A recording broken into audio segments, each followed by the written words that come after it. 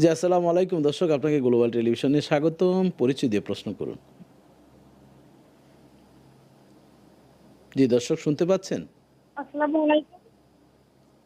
জি, আপনার টিভির volume mute করে আমাদেরকে প্রশ্ন করুন।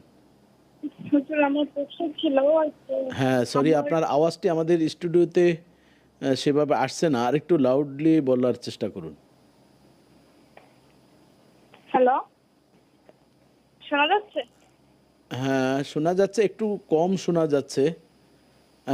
আপনি আপনি চেষ্টা করতে থাকুন। বলুন। হুজুর, আমার প্রশ্ন হচ্ছে, জি, আমার কিছু ভাঙতি রোজা আছে। হ্যালো, জি, জি, বলুন। তো সে প্রতি মাসে তো আরবি মাসের বীজের রোজা আছে যে 13, 14, 15। তো আমি ওই দিনগুলোতে যদি ভাঙতি রোজা নিয়ত করি, তাহলে কি আমি ভাঙতি রোজা হয়ে যাবে আর ওই নফল রোজায় সব পাবো? আহ, হ্যালো। আ- আমরা আমরা কিছুটা বুঝতে পেরেছি, কিন্তু শেষের অংশটা ভালোভাবে বুঝতে পারি নাই। যে আপনার রোজার বিষয় বলছিলেন, যে ভাঙতি রোজার কথা। হ্যাঁ হুজুর, আচ্ছা, আচ্ছা, আচ্ছা, আমার জি। ভাঙতি রোজা আছে। তো আমাদের সাথেই থাকুন, আমাদের সাথেই থাকুন। ধন্যবাদ হুজুর, আপনাকে। আমি বোন প্রশ্ন করেছেন যে ওনার যে ভাঙতি রোজা, জি, অনেকে আমরা শাওয়ালের রোজাগুলো রাখার অনেক চেষ্টা আমরা করে থাকি, কিন্তু ভাঙতি রোজা অনেকগুলো জমে গিয়েছে। এখন ভাঙতি রোজাটা আগে রাখবেন না শাওয়ালের রোজাটি না আগে রাখবেন, বা অবশ্যই। দুটি কিভাবে জি, সমন্বয় করা? অবশ্যই বিষয়টি হলো, যেহেতু ভাঙতি যে রোজাগুলি সেগুলি ফরজ। তো অবশ্যই ফরজ রোজাগুলি আমার বোন বা যিনি প্রশ্ন করেছেন বা যারা শুনছেন, আমরা বলে দিতে চাই যে ভাঙতি রোজাগুলি, ফরজ রোজাগুলি আগে আদায় করবেন।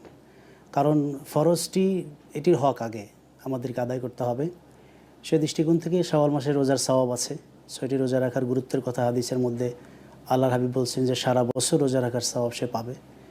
তো ধারাবাহিকতা হলো রমজানের রোজা, তারপরে শাওয়ালের রোজা। তাহলে বোঝা গেল রমজানের রোজা যেগুলো আমাদের ভাঙতি আছে সেগুলো রাখার মধ্য দিয়ে রমজানের রোজার হক আদায় হয়ে যাবে। এরপরে নফল রোজাগুলি এখন রাখবেন। দেখা যায় আমাদের মা বোনদের যে পিরিয়ডকালীন যে সময়, অনেকের 7 দিন 10 দিন, অনেকের এভাবে দীর্ঘদিন ইস্তেহাজা হয়ে যায়, জি 12-13 দিনও হয়। তো এই রোজাগুলো দেখা যায় 1 মাস, আরবিতে 29 কি 30 দিন।